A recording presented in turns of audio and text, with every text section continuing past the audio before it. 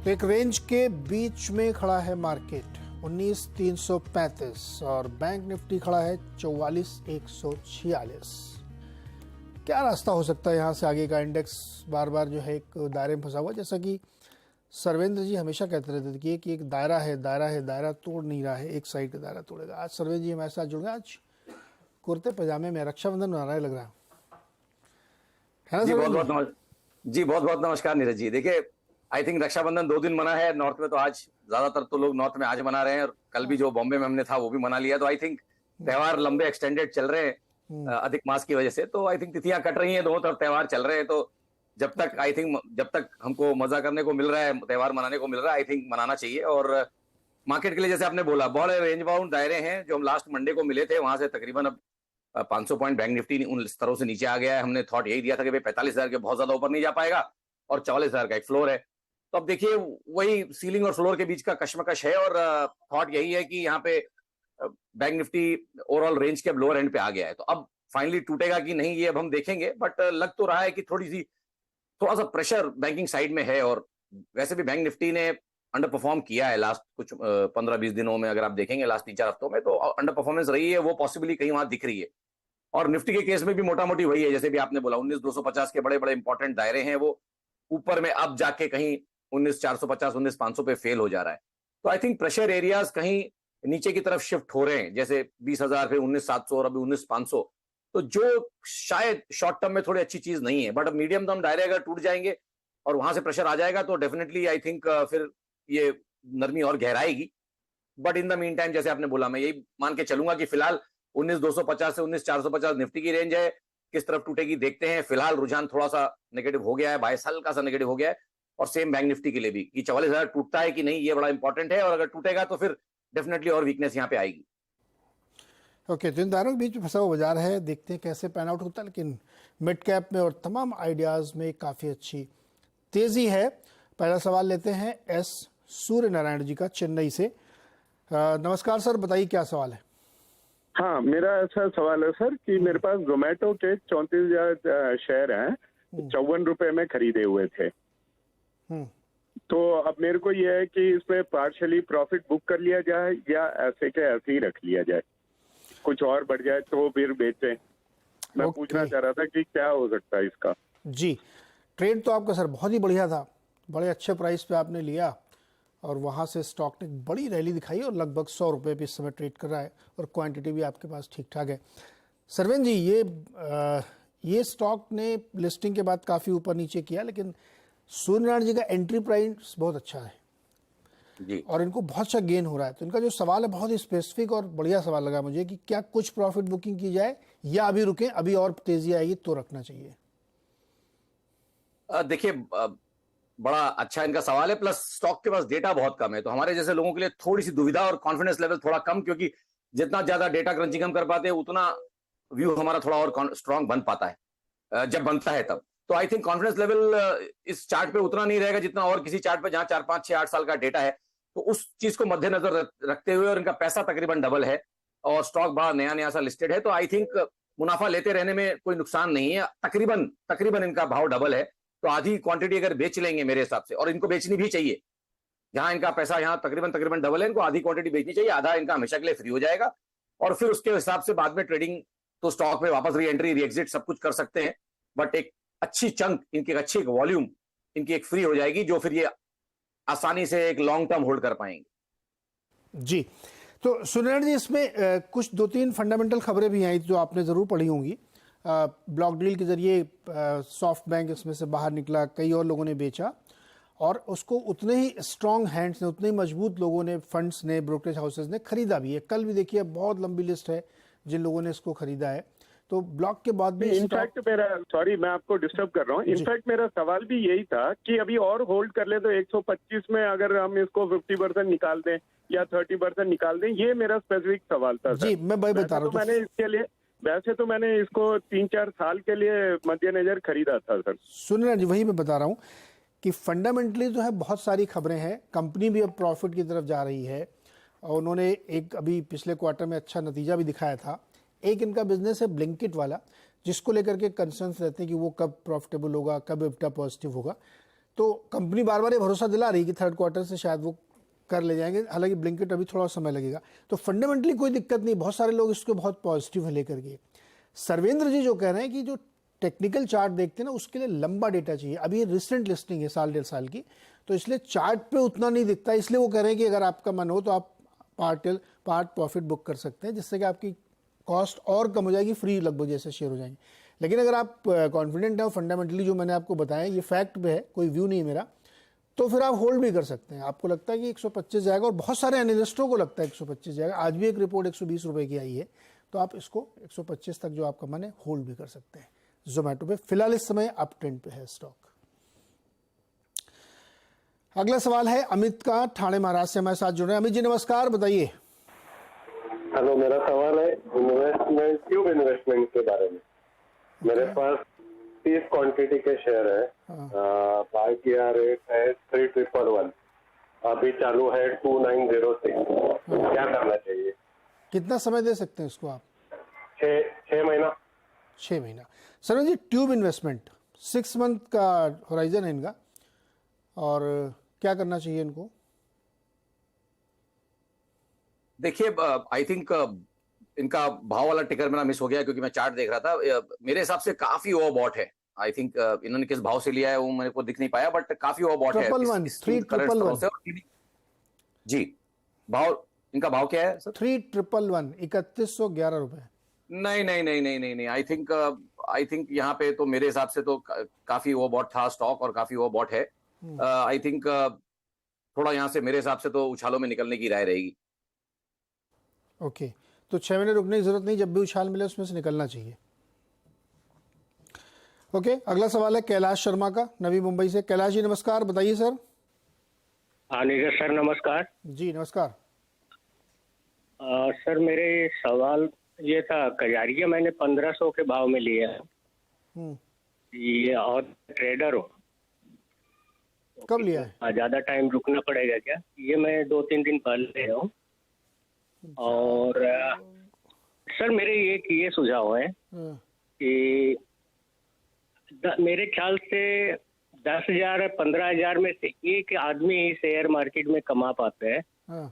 और मेरा ये सुझाव है कि इसको जो मतलब 2% से या 5% से ज्यादा कोई शेयर बढ़े नहीं, और कोई शेयर बंद कल के बंद भाव से नीचे आए नहीं, ऐसा कर दिया जाए तो मेरे ख्याल से कैसे हो लॉस नहीं होगा।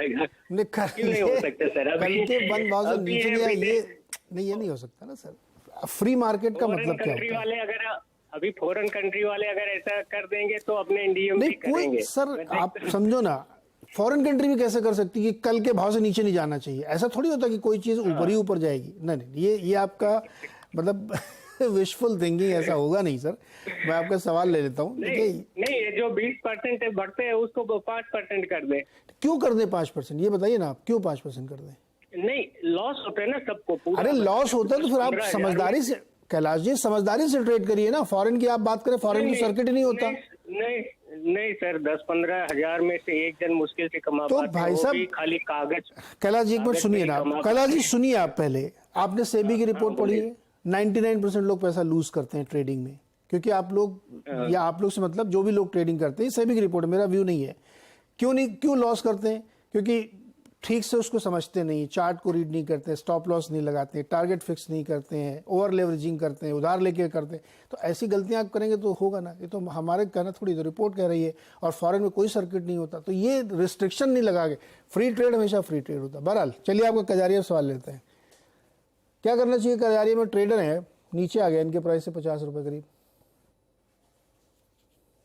देखिए, लकी रहे तो एक छोटा बाउंस और यहाँ मिलेगा, और पॉसिबली एक बार 1500-1520 के लेवल टेस्ट होंगे। ये प्योरली मैं इनको नेक्स्ट हफ्ते से 15 दिन के लिए बोल रहा हूँ। उससे ज्यादा इस ट्रेड में खड़े नहीं रहे।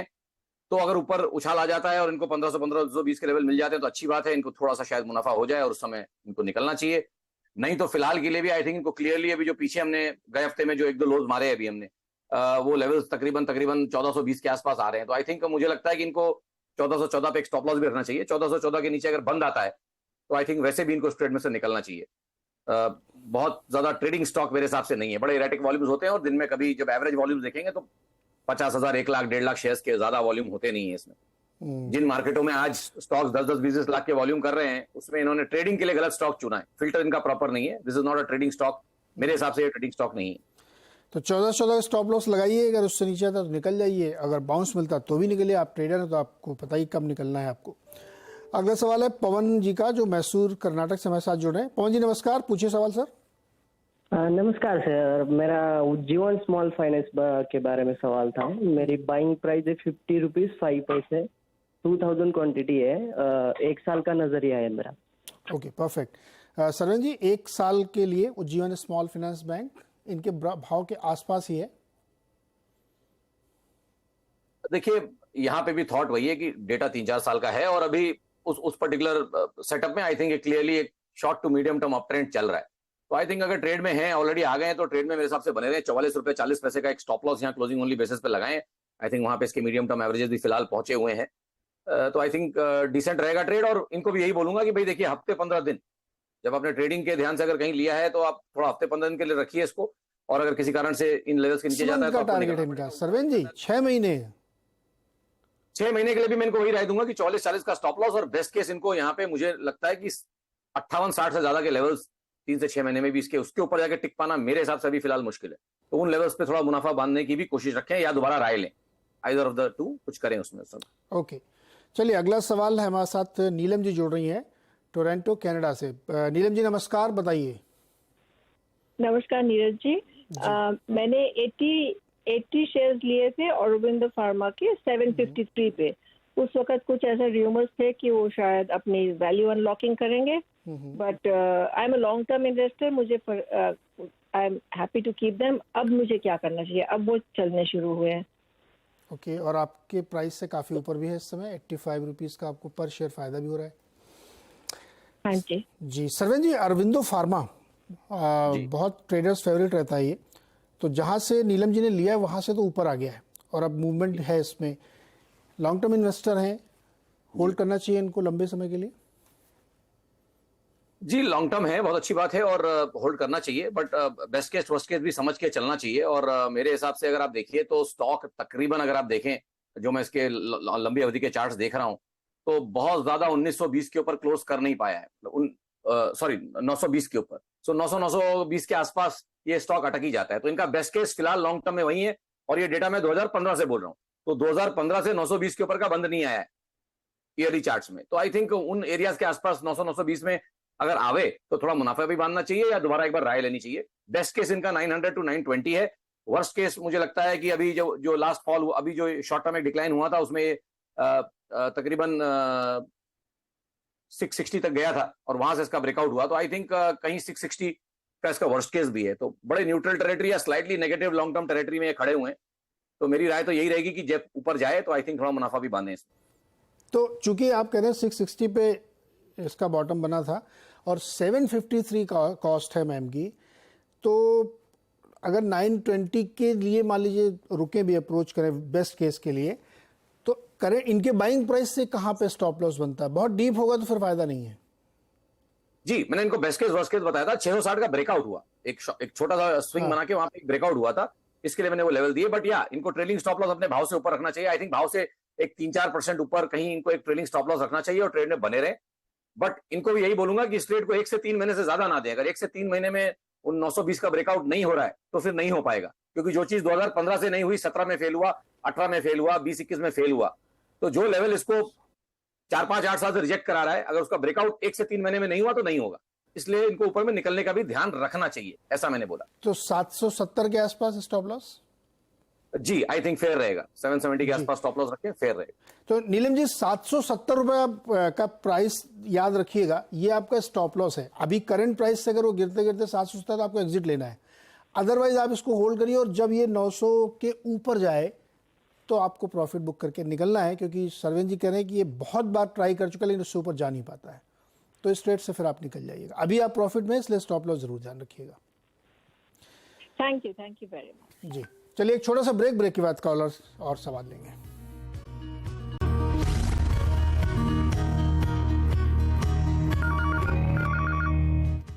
स्वागत एक बार फिर से आपका। और बाजार की समय स्थिति ये है कि 24 पॉइंट नीचे है निफ्टी और 150 पॉइंट नीचे है बैंक निफ्टी। सेंसेक्स भी नीचे आ गया। इंटरेस्टिंगली मिड कैप बिल्कुल फ्लैट हो गया है, थोड़ा ऊपरी स्तर से दबाव बना है, बिल्कुल एकदम 3-4 पॉइंट ऊपर है मिड कैप भी, और एडवांस डिक्लाइन भी अब बहुत अच्छा नहीं रह गया है, लगभग 1:1 पे आ गया है। खैर चलिए अगले सवाल को लेते हैं हम लोग। हमारे साथ विश्वभूषण जी जुड़ रहे हैं भुवनेश्वर से, उड़ीसा से। बताइए विश्व जी, क्या सवाल है आपका? मेरे पास HDFC बैंक है, मैं 1602 रुपये में खरीदा हूँ, 100 क्वांटिटी है और मैं 6 महीना रख सकता हूँ। क्या मेरा टारगेट होगा और क्या मेरा स्टॉप लॉस होगा? ओके सरवन जी, 1602 पे HDFC बैंक खरीदा है, 6 महीने लिए सिर्फ रुक सकते हैं, स्टॉप लॉस और टारगेट? देखिए थॉट इनको भी यही दूंगा कि अब 6 महीने के लिए इन्होंने ट्रेड लिया, लेकिन 3 साल के हाई पे लिया है। 3 साल से 1650-1700 के ऊपर नहीं जा पा रहा है, और ये तीसरा साल है। 2021 के आसपास जब गया था 1725, उसके बाद से जा नहीं पा रहा है। तो आई थिंक 6 महीने का ट्रेड 3 साल के हाई पे इन्होंने किया है, तो ट्रेड में इनके एक फ्लॉ है। मेरे हिसाब से ज्यादा इनको इसमें रहना नहीं चाहिए, उछालों में निकलने की कोशिश करनी चाहिए। प्योरली इनके ट्रेड एंगल से बोल रहा हूँ, गलत ट्रेड उठाया है इन्होंने, तो इनको इसमें से निकलना चाहिए। तो अभी निकल जाए तुरंत क्या? देखिए अब धीमे धीमे अपने लंबे अवधि के दायरों को भी तोड़ रहा है। ये वो लार्ज कैप स्टॉक्स में से अब जो बिल्कुल blue chip, rarest of the bluest of blue blood जिसको बोलते हैं, वो 200 डे मूविंग एवरेज अब तोड़ रहा है, जो कि एक फिल्टर है कि बाजार बुल मार्केट में है कि बेयर मार्केट में है। तो लास्ट 15 दिन से अपने 200 डे मूविंग एवरेज से मोटा मोटी मेरे हिसाब से नीचे है। एक बार मैं फाइनल एक फिगर देख लेता हूं जी, लास्ट 15-20 दिन से अपने 200 दिन के मूविंग एवरेज के नीचे है। आपको यह भी समझना है कि 3 साल से लेवल्स के ऊपर जा नहीं पा रहा है, तो सेलिंग है। इतने बड़े स्टॉक को रोकने के लिए फिजिकल सेलिंग चाहिए होती है, और इतना बड़ा एक इवेंट भी पीछे गया कि एक बहुत बड़ा मर्जर हुआ। तो इन सब चीजों को मद्देनजर रखते हुए जब अब ये अपना 200 दिन का एवरेज तोड़ रहा है, तो कम से कम 6 से 12 महीने के लिए डिक्लाइन में जाएगा, बनस्पत की अपना 200 एवरेज जब तक रिगेन नहीं करता है। तो आई थिंक 200 टेक्निकल एंगल से डी इनका जी, अगर 200 डी में टूटता है जैसे जनरली किसी स्टॉक का, तो फिर काफी डीप कट होता है क्या? जी, in terms of time and price. देखिए हम यहां से बोलेंगे कि अगर ये रीडिंग्स स्थिर रह जाती हैं और स्टॉक इसके नीचे रह जाता है, तो लॉन्ग ओनली फंड्स की सेलिंग शुरू हो जाएगी। जो लोग 200 डे मूविंग एवरेज का मार्कर रखते हैं, वो लॉन्ग ओनली फंड्स की ऑटोमेटिक बाय डिफॉल्ट, आजकल सब एल्गो से चलता है सर, आपको भी मालूम है, सिस्टम्स काफी सारे अब काम करने लगे हैं। तो 200 दिन के नीचे आदमी का पेशेंस टेस्ट होता है, 1 दिन 2 दिन 4 दिन। अब यहाँ मोटा मोटी 15 सेशंस हो चुके हैं।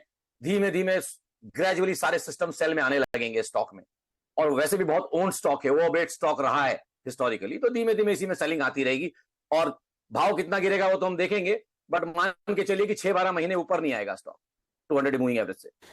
तो विश्व जी, मतलब आप इसमें फिर अब इसमें आप निकलने की कोशिश करिए, अगर कोई बाउंस मिलता है तो आप इसमें निकलिए, क्योंकि 200 डे मूविंग एवरेज के नीचे अगर ये स्टॉक ट्रेड कर रहा है, लंबा समय दे दिया, तो फिर लॉन्ग ओनली फंड्स भी अनवाइंड करने के लिए आ जाएंगे।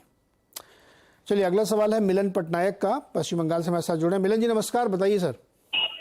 नमस्कार सर, मेरे पास टाटा कॉफी के शेयर है 250 के बाइंग प्राइस पे, 1580 शेयर है।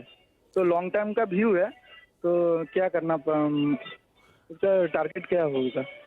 सर ये 250 पे लिया है, 246.75 है अभी, इनके प्राइस के आसपास ही है टाटा कॉफी जी। क्या राय बनती है? देखिए फिलहाल तो बहुत बढ़िया एक कंसोलिडेशन चल रहा है, साइडवेज एक बढ़िया कंसोलिडेशन चल रहा है। तो मान के यही चलेंगे इस तरह के consolidation usually 6 out of 10, 7 out of 10 usually ऊपर ब्रेकआउट होते हैं, जिस तरह का सेटअप बन रहा है। तो आई थिंक थॉट यही है कि एक ब्रेकआउट यहाँ पे डेफिनेटली इनका एक पेंडिंग है, पॉसिबल है, वो आ सकता है। बट उस ब्रेकआउट के खेलना चाहते हैं तो उसके टारगेट्स देखने पड़ेंगे। तो उसके टारगेट्स मुझे लगता है कि मेरे हिसाब से 265, 270 है। तो यहाँ से तकरीबन इनको 25-1 रुपया और कमाने के लिए है। तो मेरे हिसाब से इनको 10 रुपए 12 रुपए के आसपास कहीं स्टॉप लॉस भी लगाना पड़ेगा, और वो मेरे हिसाब से तकरीबन यहाँ आता है 232 के नीचे। तो आई थिंक कहीं एक 232.40 का, 232 के आसपास या 231.80 का एक स्टॉप लॉस लगाएं यहाँ पे, और मेरे हिसाब से ट्रेड में बने रहें। 270 आए तो आई थिंक प्रॉफिट बुक करना चाहिए।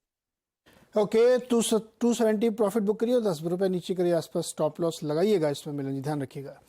एक और सवाल लेते फटाफट। गोपा बंधु साहू राउरकेला उड़ीसा से हमारे साथ जुड़ रहे हैं। साहू जी बताइए क्या सवाल है आपका? मैं पूछ रहा था, मेरा 500 का शेयर है, 128 लिए हैं, भी होल्ड करें कि रखें? 120, ये इसको सही करिए प्लेट को। 128 पे लिया आपने आरवीएनएल? हाँ सर एकदम टॉप पे ही है आपका भी। 128 पे आरवीएनएल सरवेन जी, 130 पे चल रहा है अभी। देखिए ये भी साइडवेज कंसोलिडेट हो रहा है लास्ट 3-6 महीनों से, और इसमें आई थिंक एक कॉर्पोरेट एक्शन भी हुआ। आई थिंक यहाँ पे स्टॉक्स क्वांटिटी में बेचे भी गए। तो आई थिंक यहाँ पे मेरे हिसाब से अब ये रेंज ही है 120 से लेके 140 की, उसके अपर एंड की तरफ कहीं पहुंच रहा है। तो बहुत ज्यादा अभी इसमें जब तक 145 का जब तक ब्रेकआउट नहीं होता है तब तक मुझे नहीं लगता कि नया कुछ इसमें ट्रैक्शन डेवलप होगा। सो आई थिंक मेरे हिसाब से तो उछालों में जब 140-145 की रेंज में पहुंचे अगर, तो इनको निकलना चाहिए। और इन द मीन टाइम 120 के नीचे कहीं इनको 118 रुपए 40 पैसे पे इनको एक क्लोजिंग ओनली स्टॉप लॉस भी रखना चाहिए, और फिलहाल ट्रेड में बने रहे। बट एक इनको भी यही बोलूंगा हफ्ते 15 दिन के लिए, उसके बाद चाहे व्यू ले ले चाहे एग्जिट कर ले। ओके इसमें जो सरवेन जी कह रहे हैं ना, मैं उससे सहमत हूँ कि जो बहुत टॉप पे स्टॉक है ना, वहाँ पे या तो आप बिल्कुल अपनी बाइंग के आसपास स्टॉप लॉस लगा लीजिए, स्ट्रिक्ट स्टॉप लॉस, क्योंकि देखिए देखो मिड कैप में एक फ्रेंजी चल रही है, रोज न्यू हाई बना रहा है। तो मैं बिल्कुल नहीं चाहूँगा कि आप किसी भी लेवल पे आपको नुकसान हो, इसलिए हम लोग ये राय बार बार देते हैं कि जो टॉप पे स्टॉक है वहाँ पे अगर आप ले रहे हैं, वो मोमेंटम को चेस कर रहे हैं, तो स्टॉप लॉस बहुत स्ट्रिक्टली लगाएं और छोटे छोटे प्रॉफिट बुक करते रहें, जिससे कि आप फंसे ना इन स्टॉक्स में।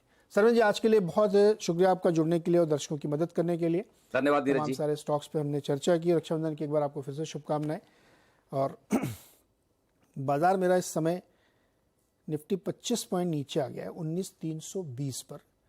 मिड कैप अभी भी ग्रीन में है, लेकिन ऊपर से वो भी नीचे आया है। चलिए एक छोटा सा ब्रेक लेते हैं और ब्रेक के बाद हर्षिता जुड़ेंगी खिलाड़ी नंबर 1 के साथ।